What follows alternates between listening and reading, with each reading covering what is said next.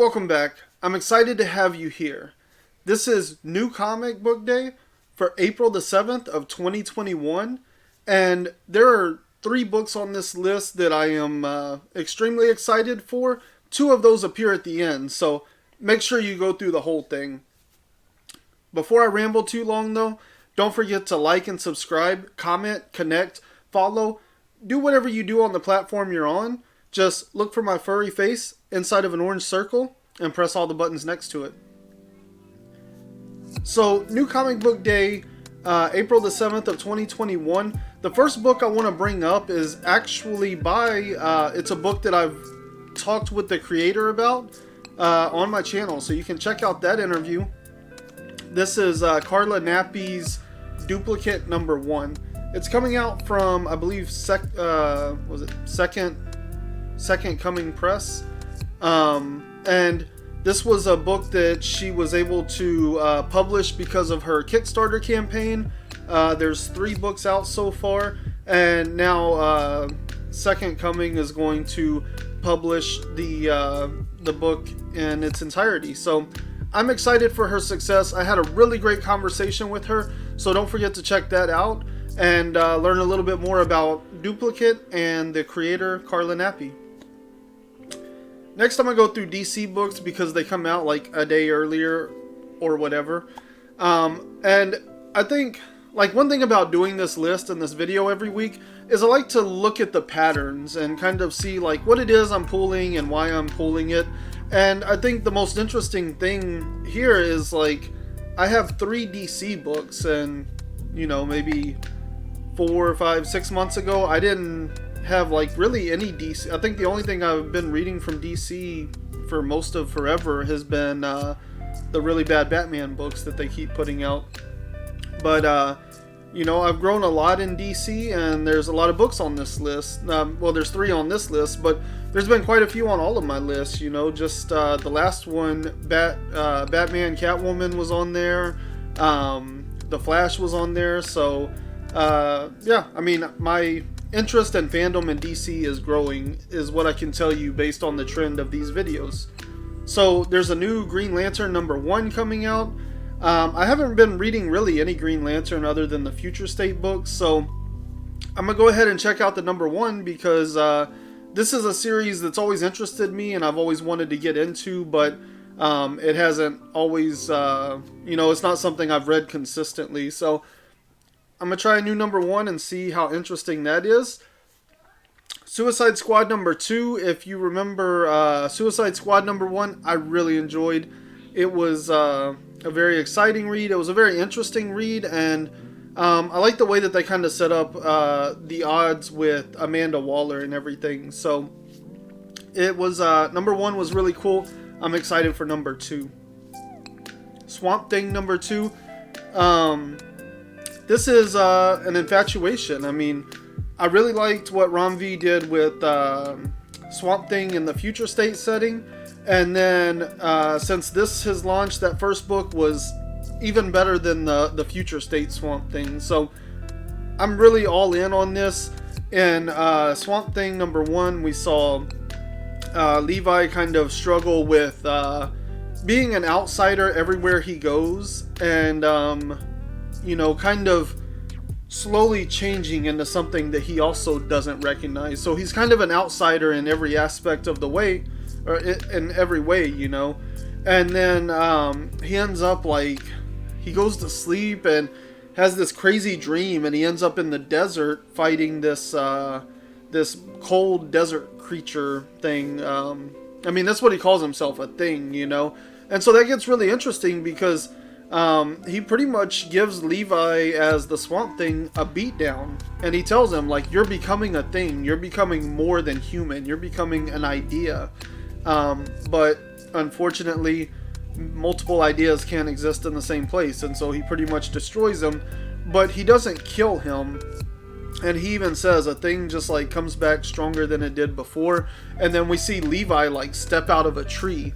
So I'm really interested to see where the rest of this story goes. I really enjoyed Swamp Thing. I thought it was an excellent way to kind of homage and be in the style of Alan Moore, but at the same time not feel like he's in any way like just trying to recreate that, because that's Magic. That was something unique, and it feels like Rom V is bringing something different and unique, but also in the same vein as Swamp Thing. So I'm really excited for this series. King in Black number 5, I mean, I was just complaining about I get complaining's fair, how King in Black, like, we got the first one, the second one, the third, and then it's like, it feels like forever ago since the last one came out. And I know there's all these tie-ins, like, don't get me wrong, I understand I'm not deep in the Marvel universe, and there's all these tie-ins going on that are probably helping keep everybody else's interest. But as somebody who's only been reading the main line, I mean, I think King in Black 5 is the last one, and I'm excited for that, because that means it's something I don't even have to think about anymore. I really enjoyed the first 2 issues. I thought the first 2 issues of King in Black were pretty solid. And then the third one, it kind of felt like things were just coming out of left field. And the fourth one, kind of the same thing. It felt, number 4 just felt really empty, like an action movie. It feels like I flew right through the book, and I don't really remember a lot of it. None of it seemed to mean anything to me as somebody that wasn't reading the tie-ins. And so I'm really just going to read 5 to finish the story, and hopefully it wraps up. That's pretty much the big 2, you know, DC and Marvel. And then we have the indies here. This is the other big trend I see is, I've always had a lot of indies on my list, but even they're kind of shrinking down. And so I find it kind of, I guess, like, interesting and concerning, because there's been some other things we know about, like variant programs getting cut. A lot of things, you're just seeing like lines slim down some. And so honestly, I think the publishers are seeing that there could be a kind of a retraction and a recession in the market coming up, and they're trying to slim things down so they can cut their losses. And so that's kind of what I think is going on here. I could be completely wrong. Maybe there's just as many books as ever and I'm just not reading them. But for me personally, I feel like new number 1s that I'm adding to my pool are becoming less and less common. And, you know, some of the other titles are starting to wrap up. So for indies, I have Magic the Gathering number 1. This is from Boom Studios, I believe. I really don't know anything about this book, but I play Magic the Gathering, I guess is a better way to put it.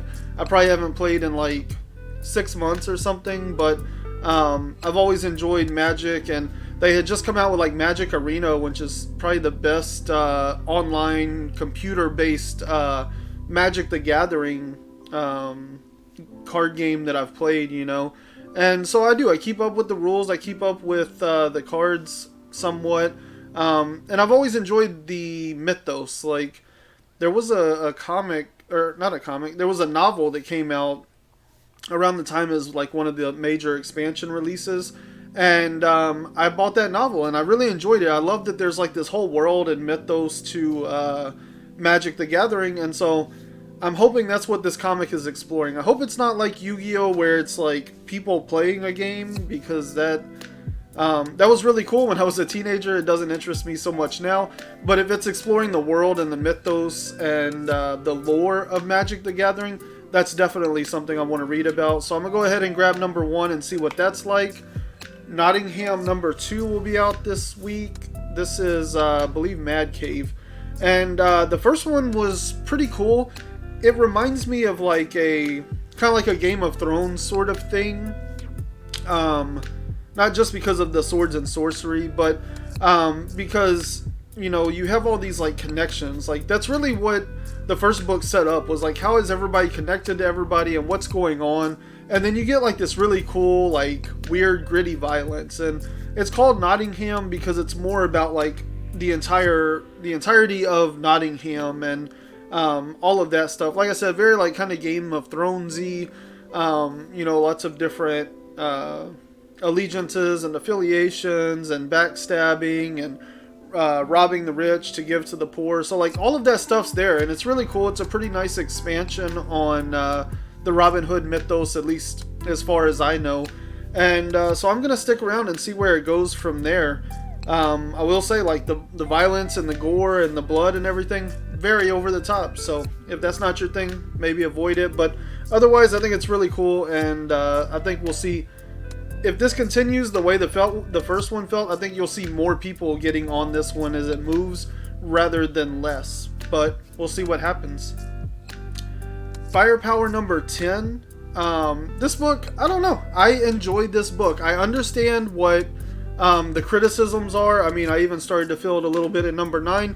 But I'm always excited for Firepower. I do like that it's a brief read. And the way that it gets into those character moments, I also get a lot of those same feelings from the Invincible show that just came out. And so that is like my one concern is after watching Invincible and enjoying that, not that I would ever want to go to TV over comics, but I don't know, Invincible gives me a lot of the feel-good family moments that I really like in Firepower. And so I am a little concerned that by watching the show, I'll be getting that fulfillment, and now I'll be less interested in Firepower, and I'll probably start to feel that same fatigue. But for now, I'm still all in. Now, the last 2 books here. I am really excited for these last 2 books. For different reasons. Almost, diametric reasons, But, let's start with Bliss. Bliss number 6. I'm excited for Bliss. This has been a great series. It's Sean Lewis on the writing.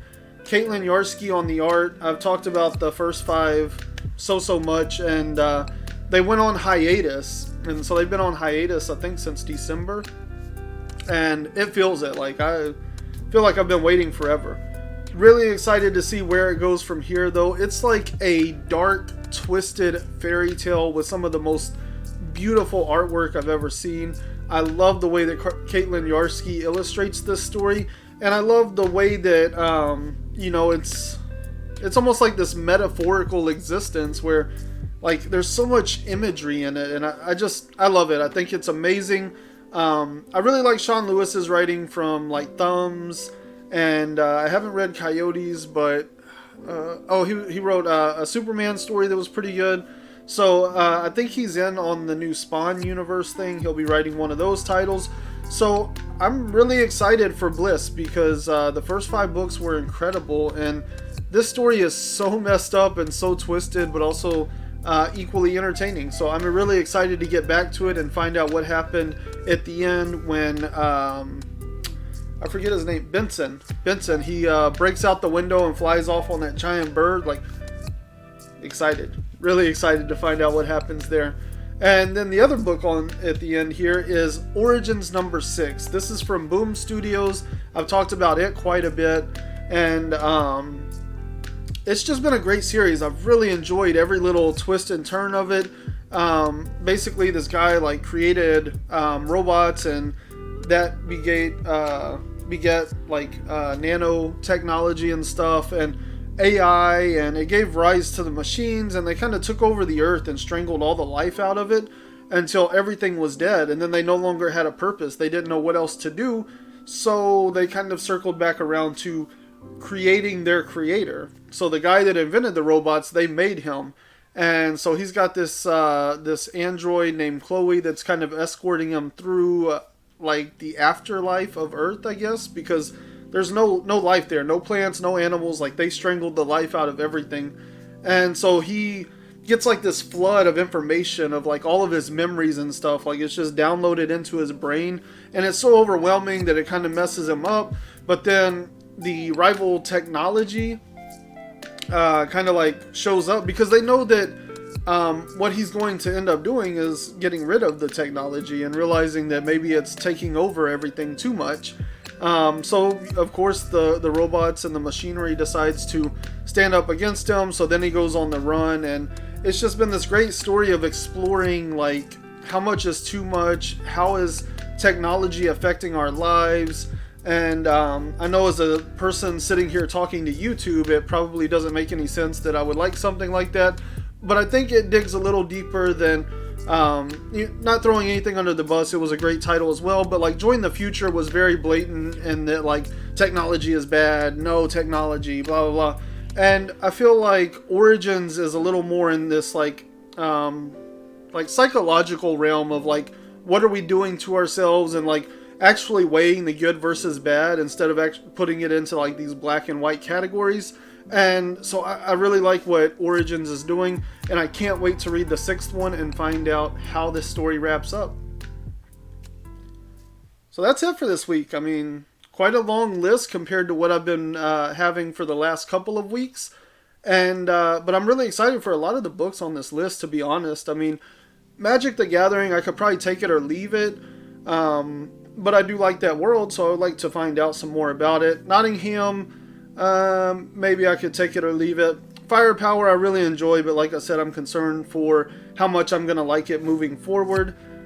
King in Black 5, it wouldn't kill me not to know the rest of that story. Everything on this list, everything else on this list though, I am extremely excited for. So, you tell me. I think my top picks for this week are going to be... Bliss number 6 and Origins number 6, obviously.